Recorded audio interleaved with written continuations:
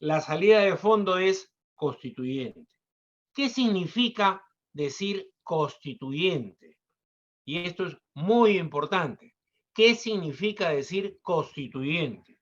Significa que el poder vuelve a su titular último, que es el pueblo soberano, ¿no? El abad de Sellés, ¿no?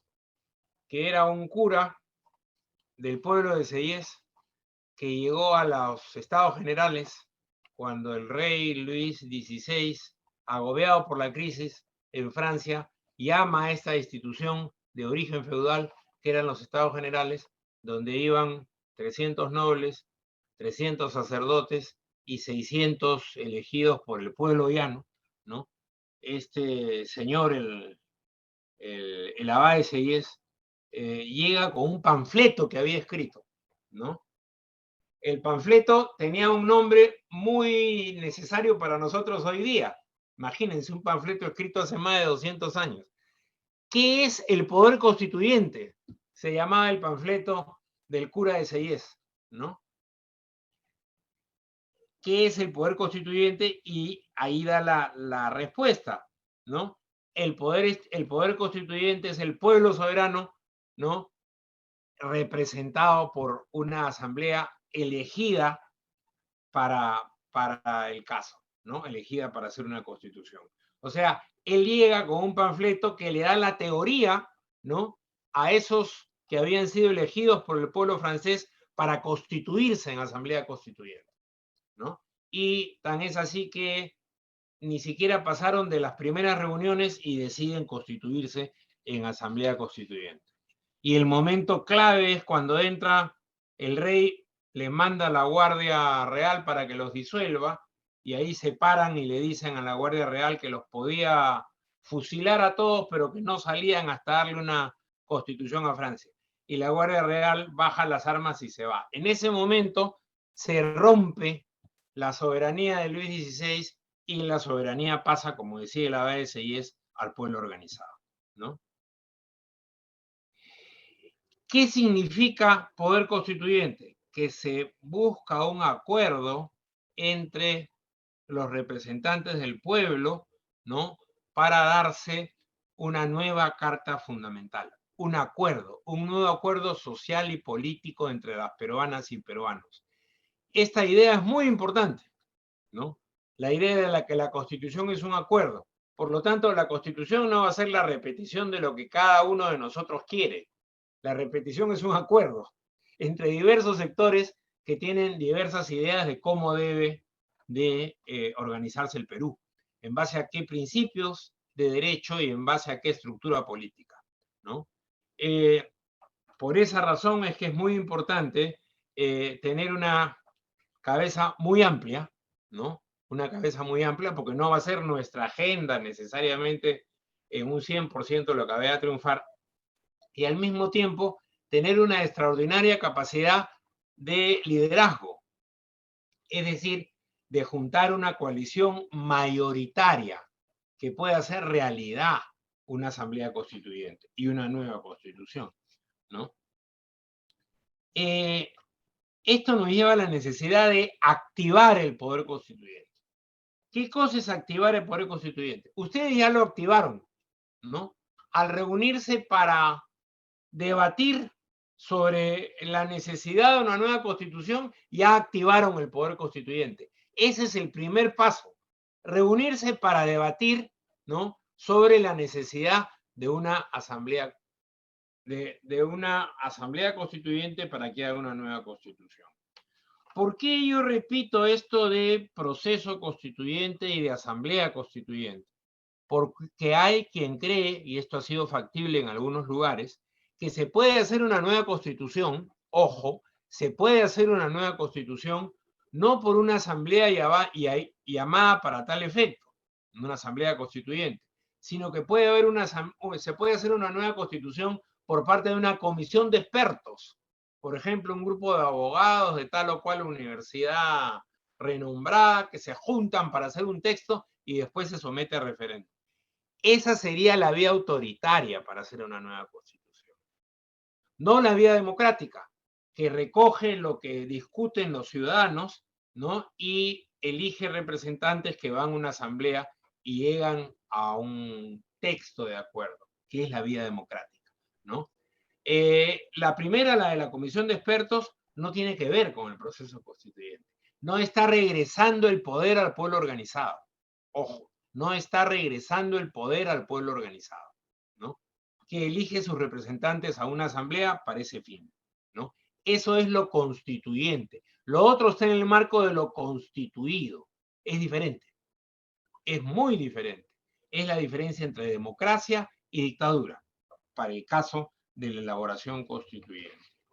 Ahora bien, el proceso constituyente se da junto con un proceso destituyente, ¿no? Porque así como nosotros nos agrupamos para debatir sobre la necesidad de una nueva constitución, también vemos cómo se produce el deterioro de las instituciones actuales.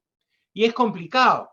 ¿Por qué es complicado? Porque nosotros vamos a necesitar de algunas de las instituciones actuales para avanzar en nuestro proceso constituyente.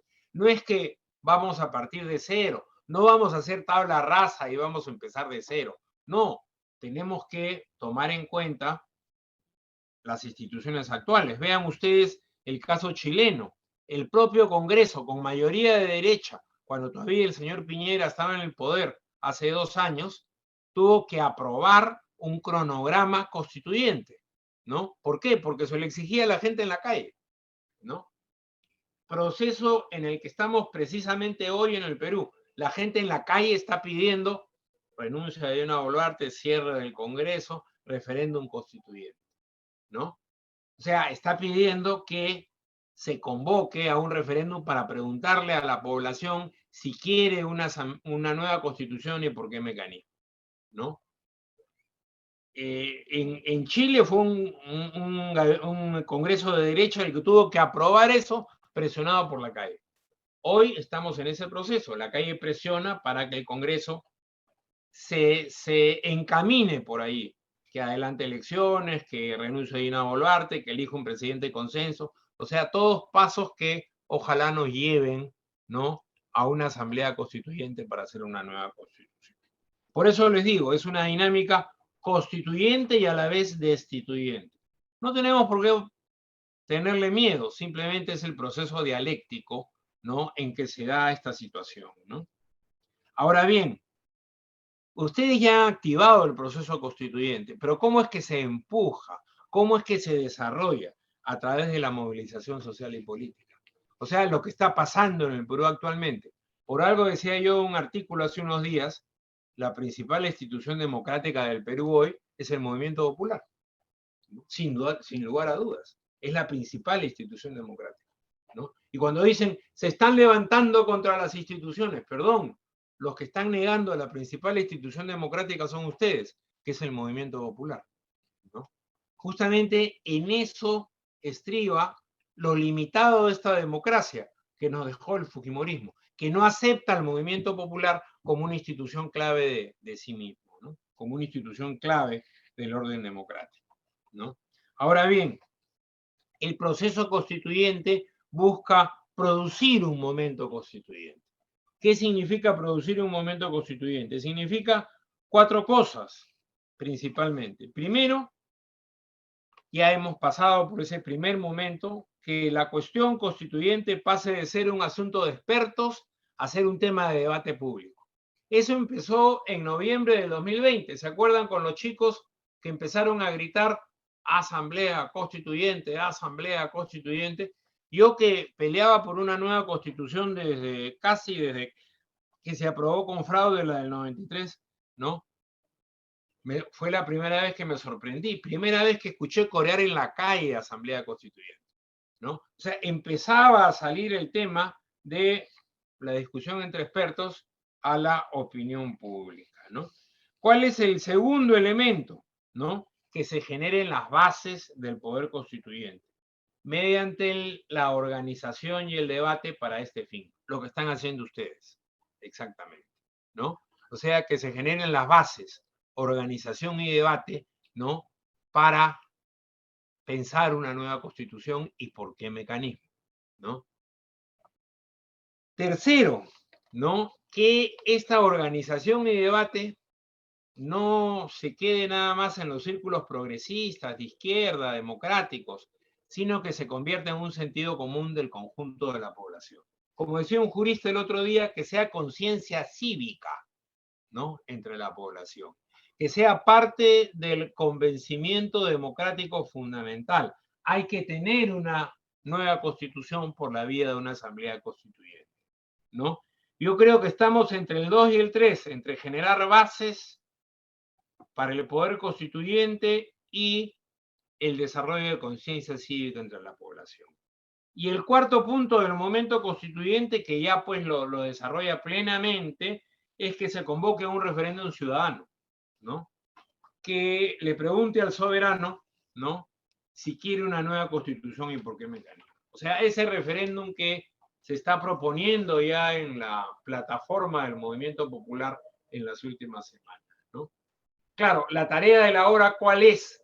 La tarea de la hora es entrar plenamente al momento constituyente. Esa es la tarea de la hora, entrar plenamente.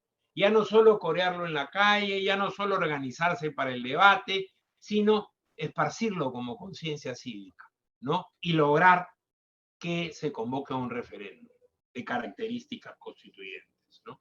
Una vez que se establece un momento constituyente, es muy difícil echarlo para atrás, muy difícil, ¿no? Yo creo que estamos en ese dilema, ¿no?, de la opinión pública. Y como militantes progresistas que estamos convencidos de la necesidad de una nueva constitución, es fundamental que empujemos el tema, ¿no? ¿Cuál es la relación con el poder constituido, ¿no?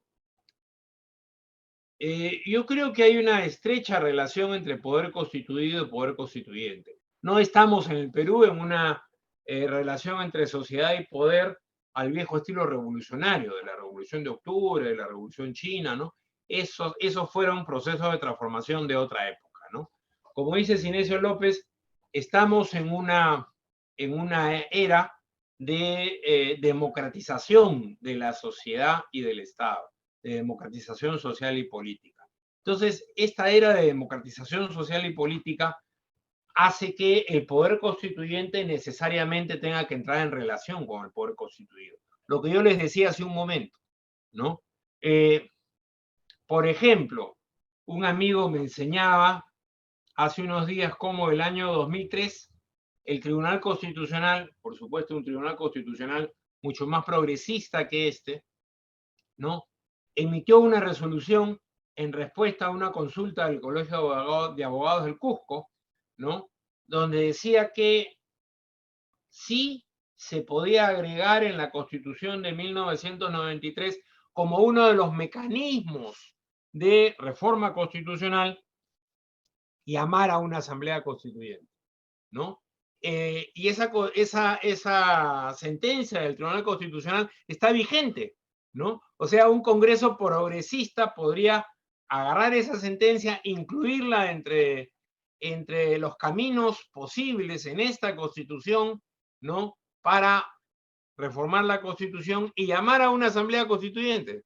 Podría hacerlo, ¿no? Por supuesto, esto no nos lo cuentan, esto lo ocultan, ¿no? Pero hay una indudable relación, por eso digo, entre poder constituido y poder constituyente. Por eso yo digo que esta lucha, ¿no?, en el proceso constituyente es un camino de doble vía. Es un camino por la vía institucional y es un camino por la vía de la calle, ¿no? Cuando formulé esto hace año y medio, me decían, uy, la calle, ¿dónde estará la calle? Pregúntense ahora dónde está la calle, ¿no? Es la actualidad del Perú, ¿no? Entonces, por esa razón hay que confiar. Es un camino de doble vía por las instituciones y por el movimiento social y político.